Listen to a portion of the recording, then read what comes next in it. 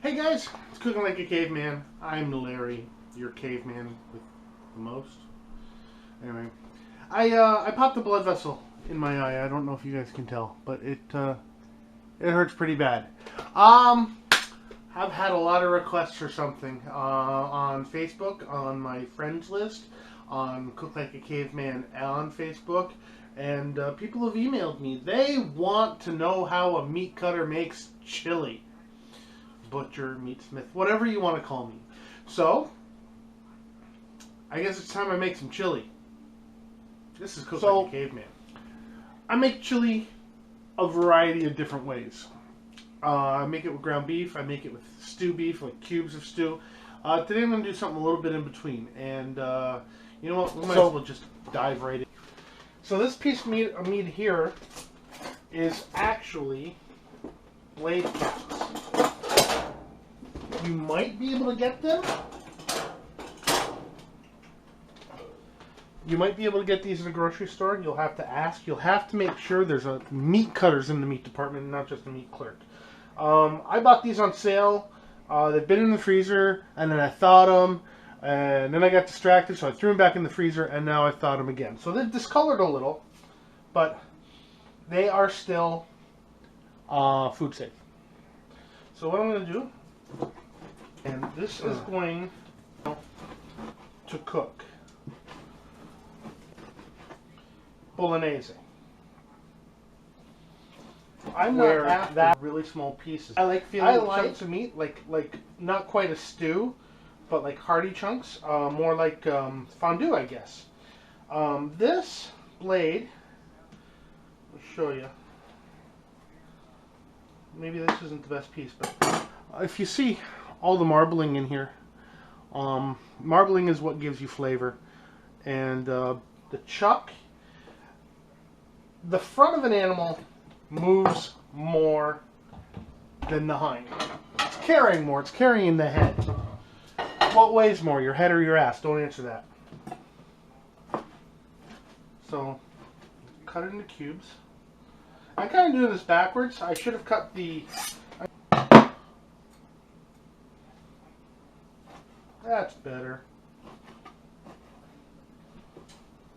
Just remember, if your wife is going to throw a knife at you, make sure it's sharp. It's easier to stitch. I'm not going to bore you with the cutting of the onions.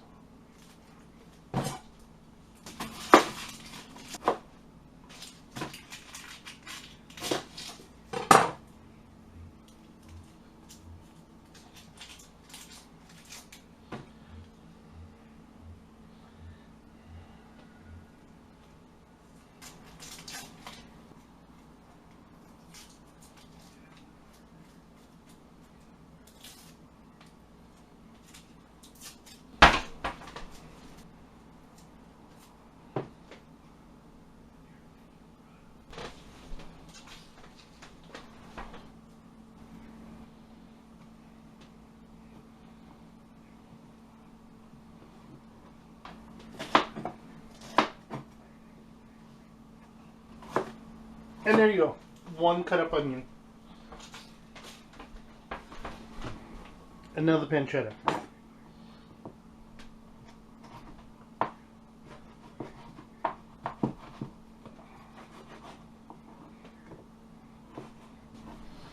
And there's some pancetta and some bacon because oh my god, look at my eye. Because I forgot to take some pancetta out of the freezer. Yeah, I froze some of it. Starting my pot, I am going to put some butter in and olive oil in it because that's what I like to do.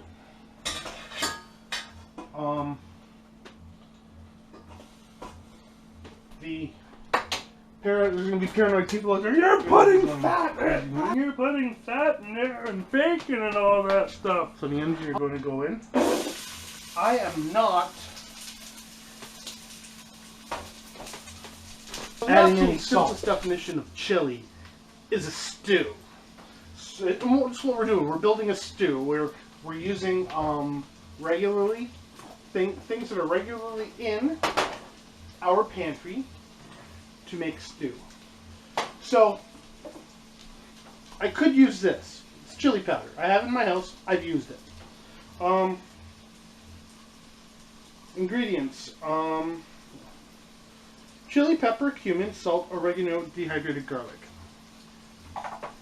What I'm going to do is going to have almost everything in there. It's not going to have any oregano. Cumin. Heavy on the cumin. I like cumin.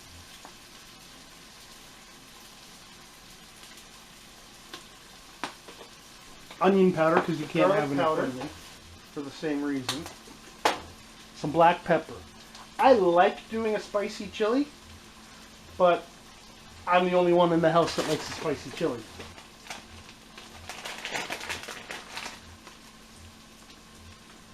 And there we go. There's my quick and by all means, powder. If you don't like cumin, don't put it in. The only traditions that matter are the traditions that you begin. And I'm very gently mixing this because I don't have it. It smells awesome. I do this with all my. I'll season nicely sweated. So now, throw in the bacon. The best chili for me that I've made takes about 3 days to make. So it's Wednesday. I'll be having this for dinner Friday. Let me ask you, is that too much garlic? I don't think so.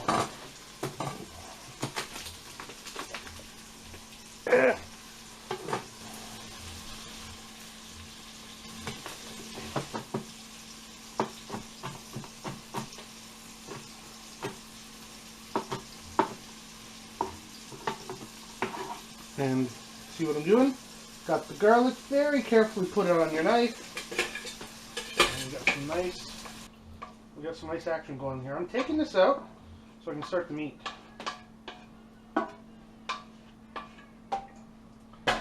So what I will need to do now, I'll drop that down to 6. Start throwing beef in there.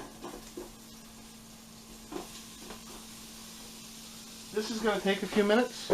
So there's the first batch. And what I'm going to do is I'm just going to give it a couple minutes.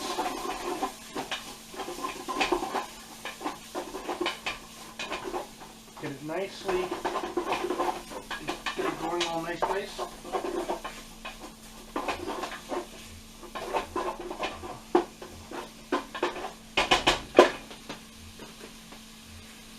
Sometimes I'm impatient, but I'm trying not to be today. I would just throw it all together. I actually have this cooker that's like this big. It's nice and huge, and I love it. I love doing my pulled pork in it, and my my chili. And I've done roasts and other food in it. Throw some butter in there just to liven up the party.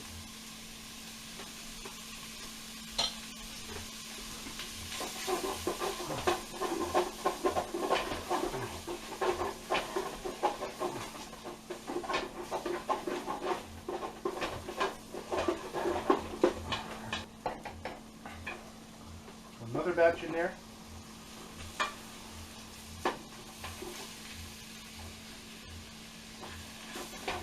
Now, what I'm basically doing is I'm building up on the textures and the flavors and all the beautiful stuff.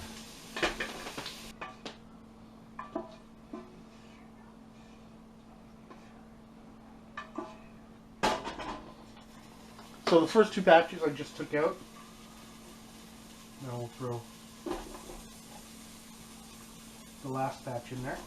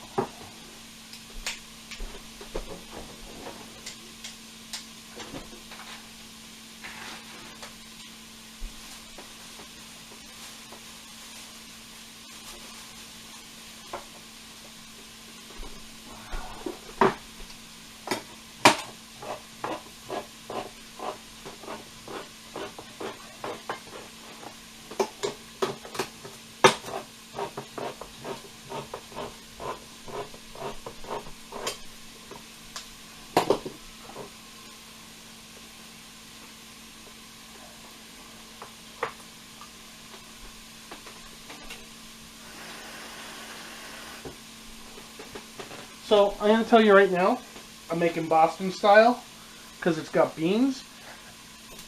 And when you buy beans, don't be alarmed when it looks like this. This is how they package it. That's how it's supposed to be.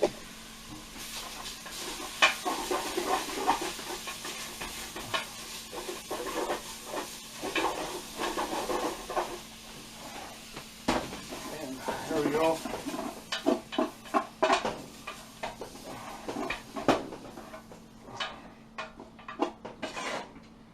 Okay, we have some caramelizing going on at the bottom.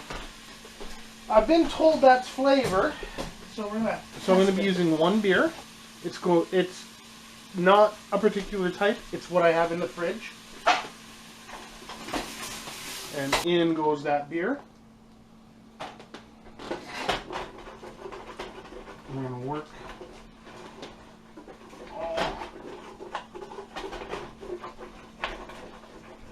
all the caramelizing is coming out.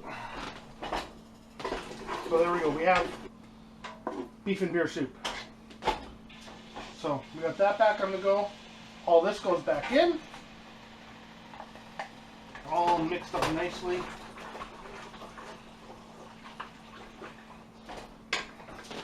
Throw a little flour in here and some mushrooms and maybe some root vegetables, and you would have a really nice stew. So I'll give that a couple minutes to boil. You're boiling meat. How dare you? Frozen pork broth. I've made it in a previous episode. You guys have seen it. Oh, if not, check my videos. We can go to the beans. This is about a 1/3, 2/3 kind of thing. 1/3 beans, 2/3 meat, 100% protein. I do add mushrooms to chili normally. Not today because I forgot to get some. So, don't want to break these beans up too much. 1 can of tomatoes. That one was crushed.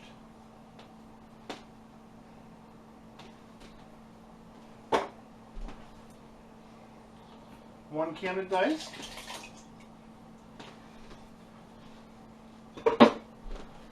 2 cans of diced.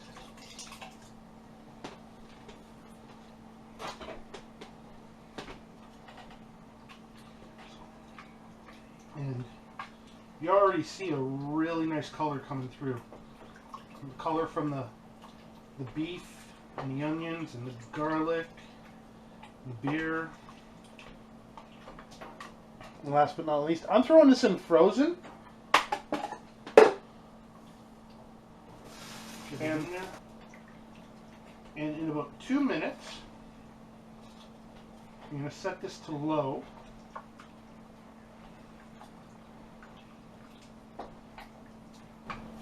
Get that set to low. So this has taken a while so far. If you haven't clued in yet, I'm making chili. I'm making a late spring, early summer batch of chili. So now I've set it to low. My God, my eye looks horrible. What the hell happened to my eye? I think I sneezed and I popped a vein. So I'm making a summer batch of chili, and I guess for now, I'll see you in a couple days. So the chili's done. I've added the chili peppers to it, which I forgot to put in the when I started this. And here we have it. Chili, made without company-made chili powder. Everyone wants me to try, so here we go. See the nice pieces of meat there if it focuses in? Might be what. Yep. So here we go. I'm not going to say it's the best chili I've ever made, but I know it's not the worst.